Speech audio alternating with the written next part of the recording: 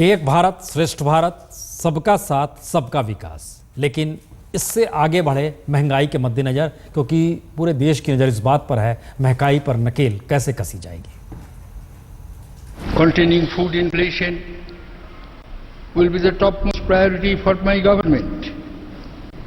There would be an emphasis on improving the supply side of various agro and agro-based products.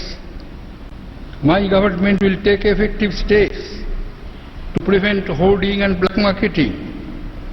It will reform the public distribution system, incorporating best practices from the states.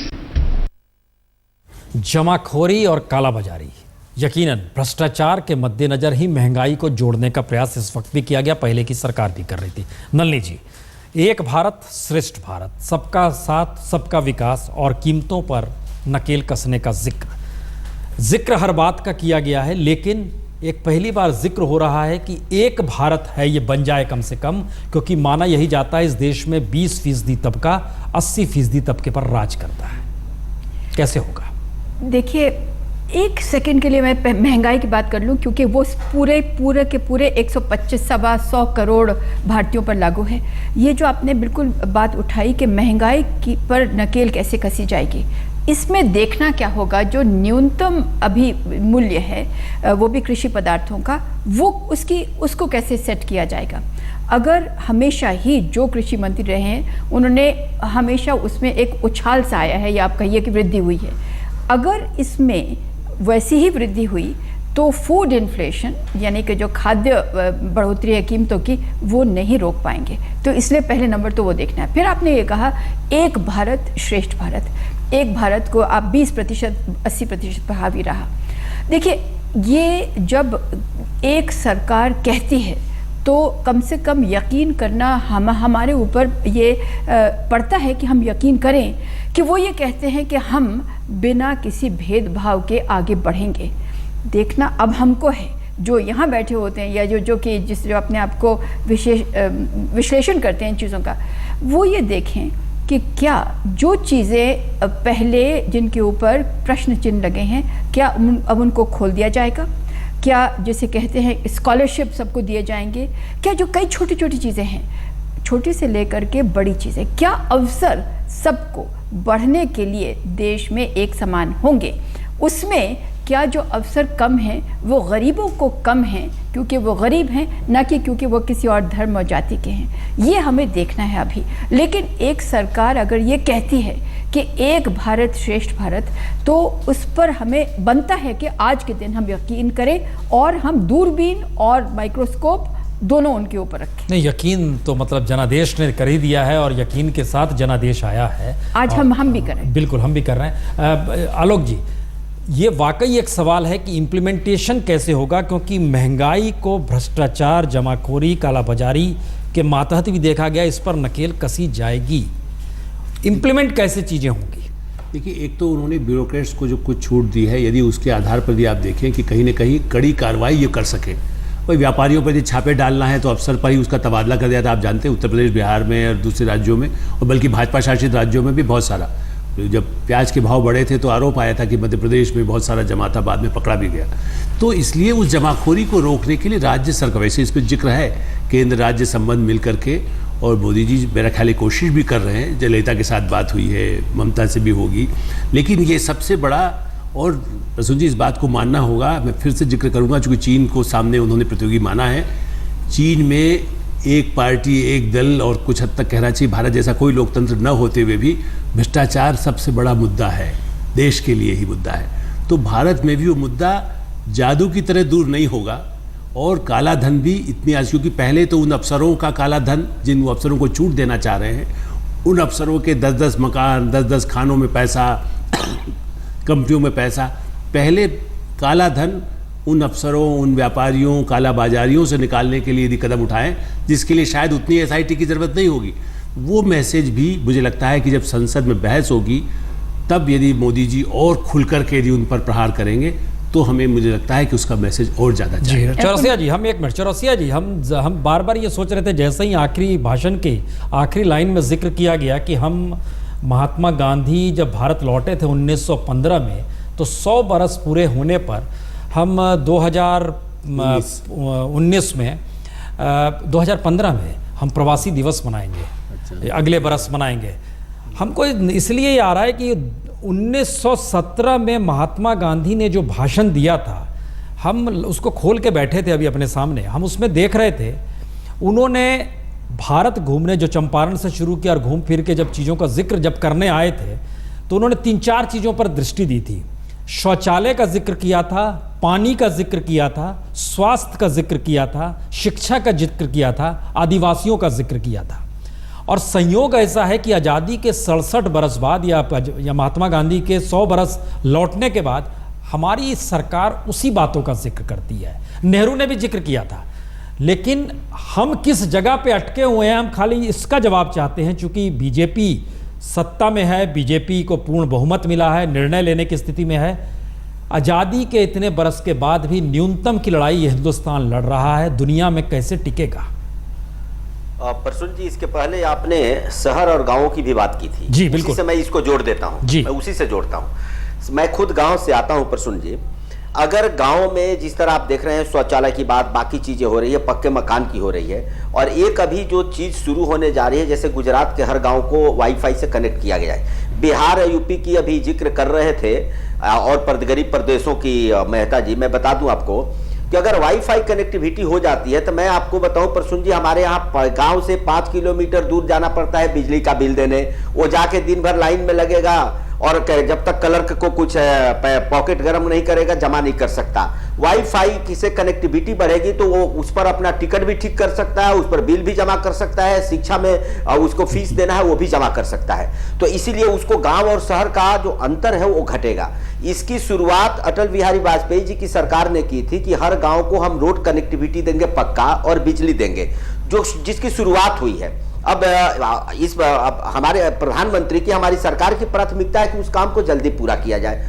अब जहां तक आप आदिवासियों के देखिए, आदिवासी इलाके का सही ढंग से अगर विकास हुआ होता तो मैं मानता हूं कि जो उग्रवाद की समस्या है इस देश में खड़ी, वो नहीं हुई होती। गांधी जी का जो विजन था बहुत व्यापक था, और उस विजन का को इस सरकार के अभिभाषण में आप देख रहे हैं, तो ये इसलिए है क्योंकि वो आजादी के पहले बोले थे, वो हमारा राज नहीं था। हमारा जब राज है तो इसको पूरा करने की जिम्मेदारी हमारी थी। इसीलिए हमारी सरकार ने जो ये संकल्प लिया है, और आज प्रसून जी नहीं, इसकी चर्चा जब नरेंद्र भाई मोदी मुख्यमंत्री थे वहां, तो वहां के अपने भाषणों में भी करते थे, जिस एरिया में जाते थे कि गांधी जी को सपनों को पूरा करना है। तो मुझे लगता है कि गांधी जी का जो सपना था वो रियल प्रैक्टिकल था, गांव और शहरों की दूरी कम करने वाला था, और हर का साथ हर का विकास जो हो रहा है उसकी रिप्लिका इसमें देखने को मिली है। तो मुझे लगता है कि जो सरकार ने किया है, जो हमने वादे किए थे अपना घोषणा पत्र में, उसको पूरा करने का जो एजेंडा है 5 साल में, हम कोई बहुत बड़ा एजेंडा लेकर के नहीं चले हैं। अगर 5 साल सही ढंग से काम है तो जितनी भी घोषणा की गई, मुझे लगता है कि 80% पूरा किया जा सकता है। और एक संदेश इसमें और है, सरकार ने यह दिखा दिया, केंद्र सरकार ने, कि बिना स्टेट का विकास नहीं हो सकता। आप देखिए साउथ की, आपने जयललिता का जिक्र किया, यहां तो चंद्रशेखर राव जी भी मिलकर करे, चंद्रबाबू नायडू भी मिलकर के गए, और बाकी लोग भी अभी मिलेंगे। सरकार ने साफ संदेश दे दिया कि हमारी नियत में कोई खोट नहीं, हम गांव तक विकास करना चाहते हैं, जमाखोरी भी रोकना चाहते हैं। इसके साथ स्टेट को कोऑर्डिनेट करना पड़ेगा, और आपको भी सख्त रवैया अपनानी पड़ेगी। मेहता जी ने एक जिक्र किया, उसको भी मैं उजागर कर दूं कि जो अधिकारियों को इन्होंने संदेश दिया है, वो संदेश सिर्फ सेंटर में बैठे अधिकारियों को दिल्ली तक सीमित नहीं है, वो सेंट्रल गवर्नमेंट का अधिकारी है, तो इनकी जिम्मेवारी बनती है, और ये जाएगा प्रदेशों तक। हर अधिकारी कोई प्रदेश देखता है, जैसे रूरल डेवलपमेंट का है, तो कोई अधिकारी नॉर्थ ईस्ट देखता है। तो इसका भी एक संदेश है कि जो केंद्र में सरकार आई है वो उसकी नियत में खोट नहीं, वो करना चाहती है। इसलिए हर प्रदेश, भाजपा शासित प्रदेश ही नहीं, हर प्रदेश आती है जनता की भलाई के लिए, गरीबों की भलाई के लिए। वेलफेयर स्टेट हम जब कहते हैं, तो हमारी प्राथमिकता है कि गरीबी दूर हो, और जब चीजों को आप, जैसे मैंने गांव का आपको जिक्र किया, आप समझिए कि अगर हमको 5 बार शहर नहीं जाना पड़े, वाईफाई से काम हो जाए, तो कितना फ्यूल बचेगा, कितना पेट्रोल बचेगा, कितनी एनर्जी बचेगी। और जो आज इंडस्ट्री लगने जाएगी, ये प्रसून जी, वो अब शहर के आसपास तो लगेगी नहीं, कहीं दूर गदराज गांव में ही लगेगी। तो अगर कनेक्टिविटी गांवों की बढ़ा दिया जाए, तो कहीं भी इंडस्ट्री लगाए तो वहां के आसपास के लोगों को रोजगार भी मिलता है, और लोग इस शहर की तरह जो पलायन करने की प्रवृत्ति है वो रुक जाती है। एक जानकारी दे दे खाली आपको चौरसिया जी, आपने जिक्र वाईफाई से ही शुरू किया था। हिंदुस्तान में इस वक्त कंप्यूटर और वाईफाई को लेके जो भी काम कर रहा है, अगर उस काम को पूरा कर लिया जाए, आखिरी वक्त में मनमोहन सिंह सरकार की तरफ से जो डाटा रिलीज किया गया उसमें उनको माना था उन्होंने कि 3 से 4 साल और वक्त हमें लगेगा, और देश के 1.25 करोड़ परिवार, 1,25,00,000 परिवार ही इस दायरे में आते हैं जो इसका उपयोग कर सकते हैं। इस देश की जनसंख्या है 125 करोड़, उसका 10% भी ना कहिए हम, जो इस स्थिति में हम आपसे बात अभी कर रहे हैं। इसका एक मतलब यह है कि हिंदुस्तान की जो मौजूदा स्थिति है वो वाईफाई और कंप्यूटर वाली नहीं है।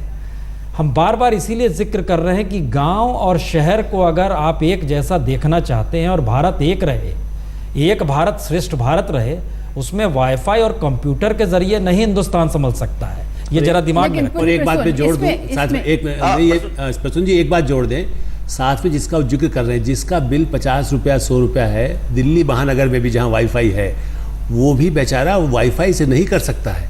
आप देखिए कि ये उन लोगों के लिए, हम लोग जो मध्यम वर्गीय लोग हैं या जो अपर सीधे है, जिसका हम एक जानकारी और देते हैं, हमको लगता है दर्शकों की भी इसमें रुचि होगी इस जानकारी की, कि इस देश में जो कंप्यूटर के जरिए या वाईफाई के जरिए बिलों को भरते हैं, उनकी संख्या इस देश में मौजूदा वक्त में सिर्फ 20 लाख है।